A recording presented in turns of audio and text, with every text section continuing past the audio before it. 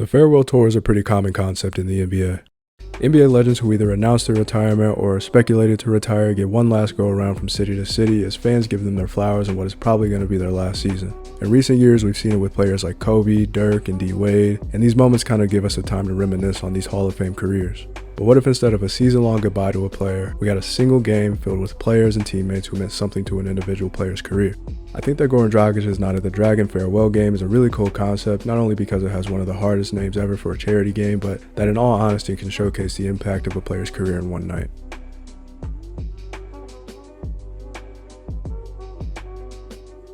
My name is Caleb, and I think that the concept of the farewell game is one that might catch on at some point in basketball. But to keep it special, I don't think it should be reserved for just any player. I think having a game like this should be reserved for players who have had some sort of impact on basketball. On the surface, it may not seem like Goran Dragic himself fits that criteria, but his impact on basketball goes way beyond what he did in the league. In the NBA, he was a really good player. In 15 years in the league, he went from Steve Nash's backup in Phoenix to the most improved player, and eventually grew into an All-NBA level point guard and an NBA All-Star.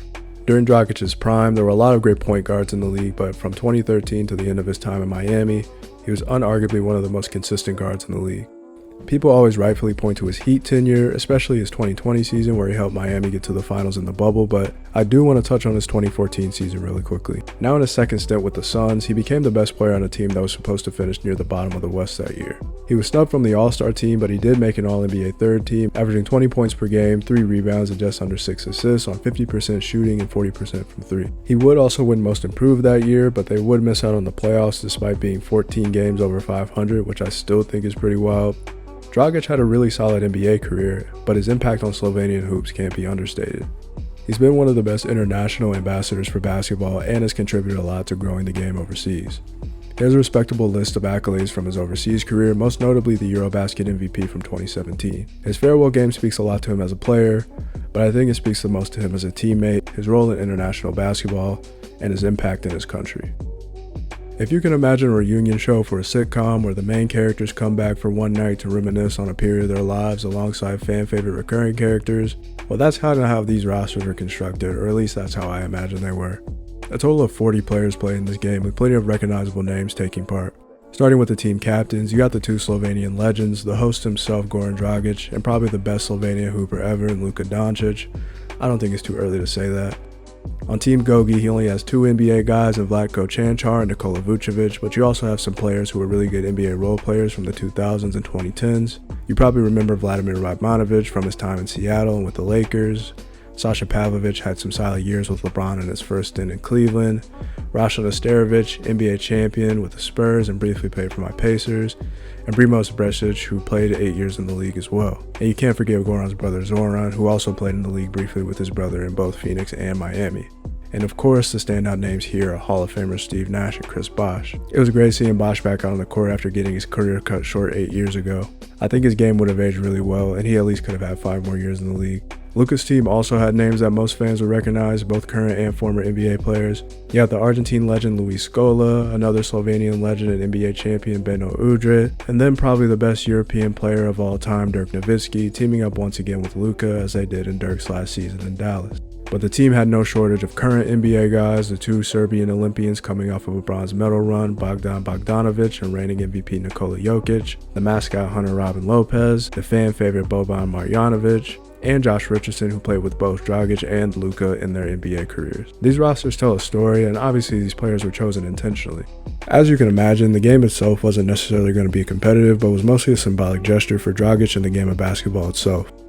From the looks of it, the game had a really good turnout and took place in his hometown in Ljubljana, Slovenia, where his team would get the 106-86 win.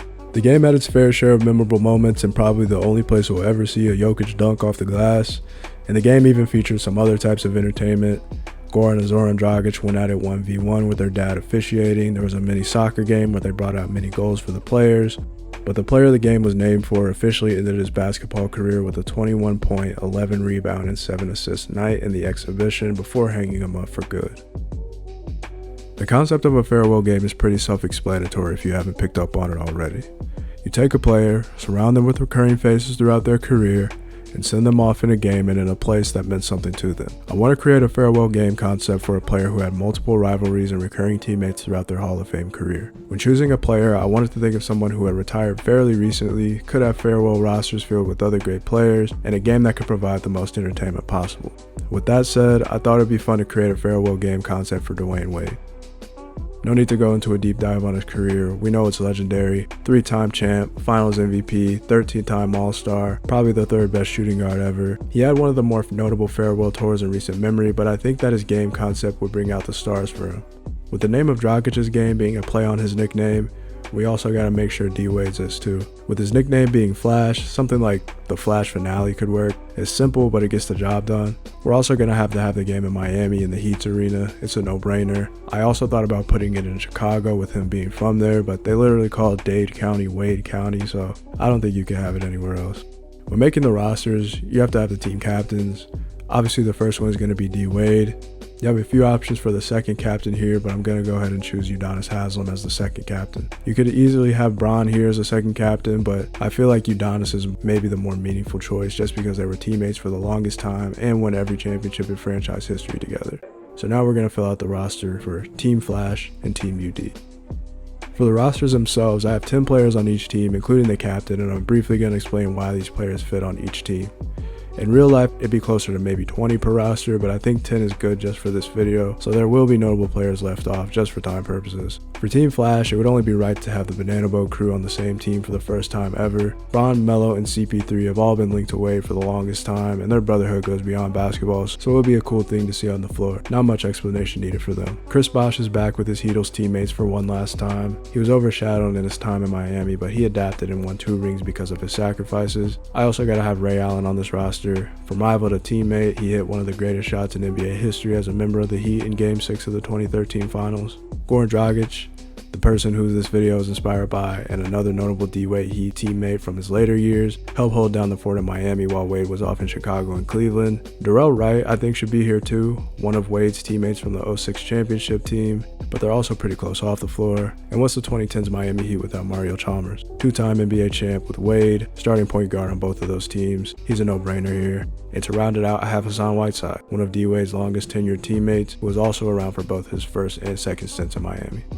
For Team UD, I compiled a team of rivals and teammates that Wade and Haslem had both throughout their careers. To start, we'll have former teammate Mike Miller, won 2 rings with Miami, and we can't break up the OGs podcast duo. Definitely a staple of those Miami Heat championship teams. For rivals, we can't leave off Dirk. They faced each other in the finals twice in 5 years. Both of them won 1 each, including both of them winning a finals MVP against each other. I'd argue that he's probably Wade's best NBA rival.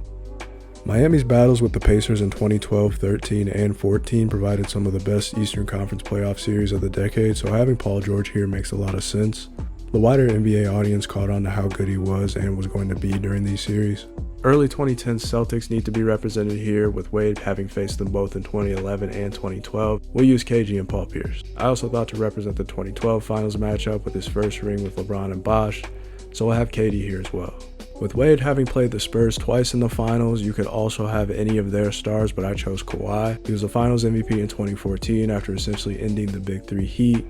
Bam Adebayo and Wade didn't have a ton of overlap, but they did play a season and a half together, and he's been one of the best Heat players post D-Wade, so I feel like you gotta have him here. And to finish it off, I have Jimmy Butler. They were teammates with the Bulls, but he's also considered the heir apparent to Wade in Miami and led them to 2 finals. And that's just off the top of my head, 2 rosters I made for the Wade farewell game, and this is what I think they could look like. It would be interesting to see who will win between these 2 teams, because obviously this game wouldn't be serious if all these players are playing in this game at their current age, but it would also be interesting to see what other Hall of Famers' farewell rosters would look like as well. Dragic's farewell game was a great way to celebrate a player in the game of basketball, all while having a charitable cause behind it. I have no way to know if something like this will ever catch on, but I wouldn't mind seeing it in basketball or even other sports in general more often. My name is Caleb. If you want to support the channel, please like and subscribe, and I'll catch you on the next one.